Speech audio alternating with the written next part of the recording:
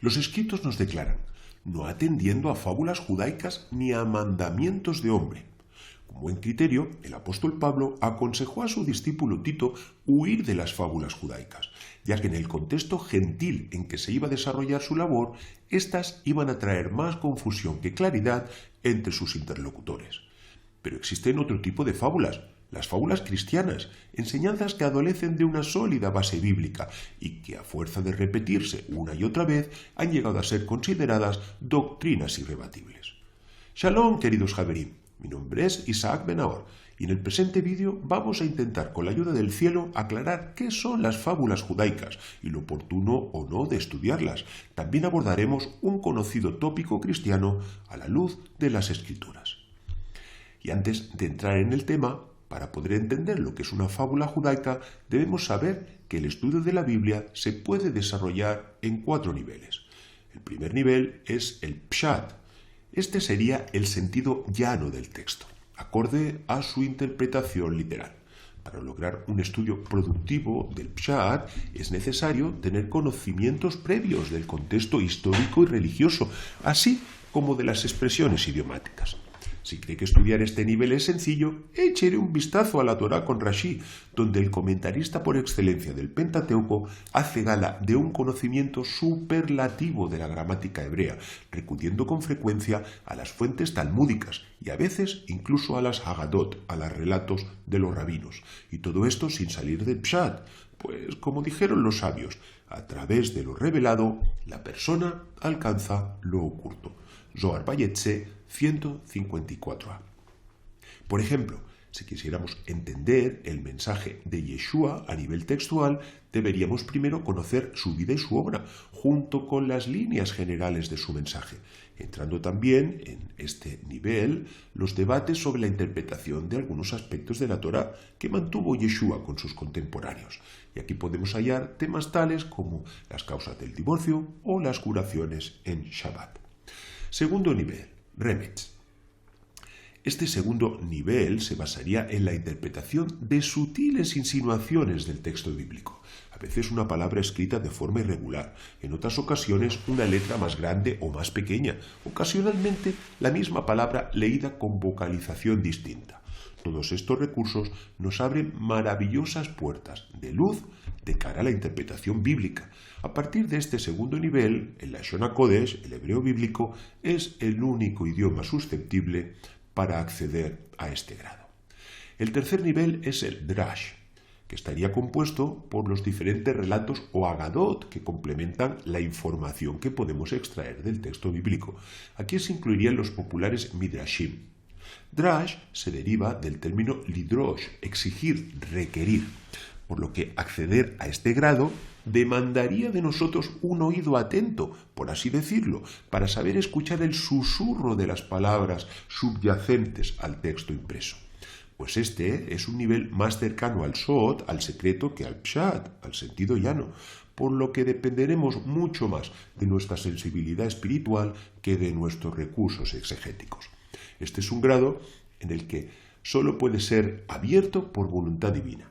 Es por eso que debemos rogar a Dios para que nos conceda esta sabiduría, como se infiere del versículo, y fue a preguntar Lidrosh al Eterno, Génesis Bereshit 25-22. Donde preguntar es precisamente la palabra Lidrosh, esto es, fue a inquirir al Eterno sobre el drash de esta cuestión. Y llegamos al cuarto nivel, el Sod. Yeshua se definió a sí mismo como la luz del mundo, Or Olam, pero esta misma luz es también una luz oculta, Or Elam. Y aquí lo vemos en nuestro gráfico, luz del mundo, Or Olam, y luz oculta, Or Elam. Como también dijeron los sabios, no leas a Olam, el mundo, sino lee Elam, ocultación, Sefer HaBahir 10. El Sod es un grado muy próximo al Ruach HaKodesh, y su aprehensión demandará de nosotros mucha piedad y temor del cielo. Por ejemplo, a este nivel pertenecería todo lo concerniente al Mesías resucitado, a su preexistencia y muy especialmente a su venida al mundo del vientre de una virgen, esto es, de una Betulá. Y vemos cómo cada una de sus iniciales, la P de Pshat, la Resh de Remetz, la Dalet de Drash y la Samech de Sod, forman el acróstico de Pardes, paraíso. un vocablo que se derivaría del término griego paradeisos, usado en la Septuaginta como sinónimo de Gan Eden, como apreciamos aquí en nuestro gráfico, donde la inicial de cada uno de estos niveles forma el término paradés, paraíso. Y esta ha sido una introducción necesaria para poder definir lo que es una fábula judaica. Dicho apelativo aludiría a los relatos o midrashim, que, como se explicó, complementan nuestra información sobre situaciones o personajes del texto bíblico. ¿Y cuándo se convierten estas historias en fábulas judaicas? Pues cuando son sacadas de su nivel interpretativo para ser expuestas como si fueran el pshat, esto es, equiparadas con el texto llano. Y aquí viene cuando algunos cuentos fantásticos, como que Moisés, por ejemplo, persigue a Balaam por el aire, etc., se convierten en fábulas judaicas, pues no debemos olvidar que los midrashim se encuentran más cerca del nivel secreto de la Biblia que de su sentido textual, por lo que confundir o equiparar ambos grados nos llevará inevitablemente a errores interpretativos. Pero las fábulas judaicas no son las únicas historias a evitar. Existen numerosos tópicos de la interpretación bíblica con poco o nulo nexo con las Escrituras. Veamos algún ejemplo. Cada vez que aparece el aceite en la Biblia, simboliza al Espíritu Santo. Los que establecieron esta afirmación se basaron en el pasaje de Zacarías, donde se dice: «He mirado, y aquí un candelabro todo de oro, con un depósito encima, y sus 7 lámparas encima del candelabro, y 7 tubos para las lámparas que están encima de él, y junto a él 2 olivos, el uno a la derecha del depósito y el otro a su izquierda». Proseguí y hablé diciendo: «¿Qué son estos, Señor mío?». Y añade: «Esta es la palabra de Dios a Zorobabel, que dice: no con ejército ni con fuerza, sino con mi espíritu». Hemos citado Zacarías, Zecharía 4, 2, 3 y 6.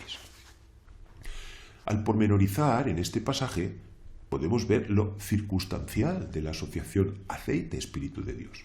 Para empezar, la palabra aceite, shemen, en hebreo, ni siquiera aparece en el texto, y debemos deducirla del hecho de que el candelabro de 7 brazos del templo, la llamada menorá, se alimentaba con dicho combustible, y de que en la visión son mencionados 2 olivos, que en hebreo se llama zetim, y que obviamente son los árboles de cuyo fruto se extrae el aceite. Tanto en la pregunta del profeta como en la contestación del ángel se usa el pronombre demostrativo ele, estos, en plural. Luego, si la respuesta a la pregunta ¿qué son estos? Fuese supuestamente el Espíritu Santo, ¿a cuál de sus elementos atendería? ¿Al candelabro, a las lámparas, a los tubos o a los olivos? ¿O todos en su conjunto vendrían a simbolizar al Espíritu Santo? Nos basta un breve vistazo a las Escrituras para comprobar cómo el Espíritu de Dios se vincularía de forma inequívoca con otros elementos que no son el aceite. Ya al principio de la Biblia leemos lo siguiente: «Y el Espíritu de Dios, Ruach Elohim, revoloteaba sobre la superficie de las aguas». Hamayim, Génesis Bereshit 1:2. Y vemos como incluso antes de la creación del mundo, el Espíritu de Dios, que las fuentes rabínicas identifican aquí con el Espíritu del Mesías, aparece asociado con el agua y no con el aceite. Y esta no será la única vez que la Biblia nos presenta el binomio agua-espíritu, Ruach Mayim, pues esta realidad será claramente identificada con el Mesías, como fue dicho. Y Yeshua, después de que fue bautizado, Nitval, subió luego del agua, y aquí que los cielos fueron abiertos, y vio el Espíritu de Dios que descendía como paloma y venía sobre él. Mateo Matai 3:16. El propio Yeshua instruiría sobre esta realidad a su discípulo Nicodemo, Nacdimón, como fue dicho: de cierto te digo que el que no naciere del agua y del Espíritu no puede entrar en el reino de Dios. Juan Yohanan 3:5. Pues el agua del bautismo se asimilaría al vientre materno y la salida del agua a un nuevo nacimiento, ya no tan solo del agua precisamente, sino también del Espíritu, como fue dicho: bautícese cada uno de vosotros en el nombre de Yeshua el Mesías para perdón de los pecados y recibiréis el don del Espíritu Santo. Hechos Maasim 2:38. Y podríamos traer muchos más ejemplos a este respecto, Pues el rito de inmersión en el agua es asimilado a una inmersión en el Espíritu, como también dijo Yeshua, mas vosotros seréis bautizados con el Espíritu Santo dentro de no muchos días. Hechos Maasim 1:5. Bautizados con el Espíritu Santo, lo que se vincula con el agua, y no ungidos con el Espíritu Santo, lo que sí que estaría asociado al aceite.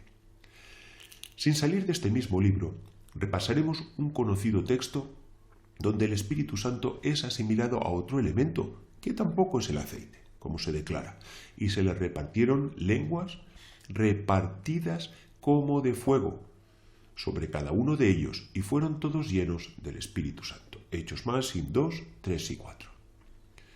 Y no es esta la primera vez que los escritos vinculan al Espíritu Santo con el fuego, pues ya Juan el Bautista profetizó en su día sobre el Mesías al decir: Él os bautizará en Espíritu Santo y fuego. Mateo 3:11. Y en todo ello vemos cómo las Escrituras relacionan el Espíritu Santo directamente y de forma inequívoca con el agua y también con el fuego, pero solo de forma muy circunstancial con el aceite. Y aún así, ha sido este último supuesto el que ha calado en las enseñanzas bíblicas de multitud de comentaristas.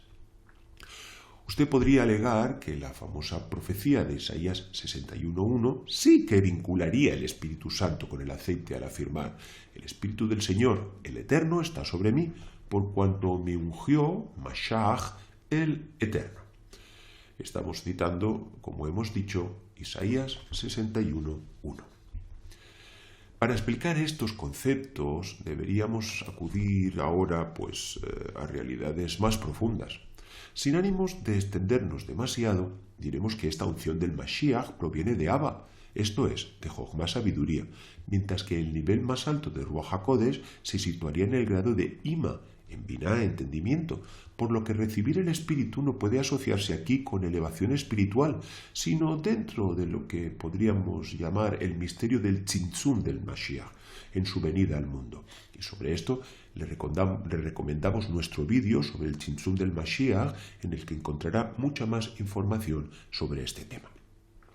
Mientras que la citada inmersión de Yeshua en el agua, aquí sí que podríamos hablar de elevación espiritual, pues agua, Mayim, se asociaría con Malhut, reino, y del Espíritu se declara en este versículo: los cielos fueron abiertos y vio el Espíritu de Dios que descendía como paloma y venía sobre él.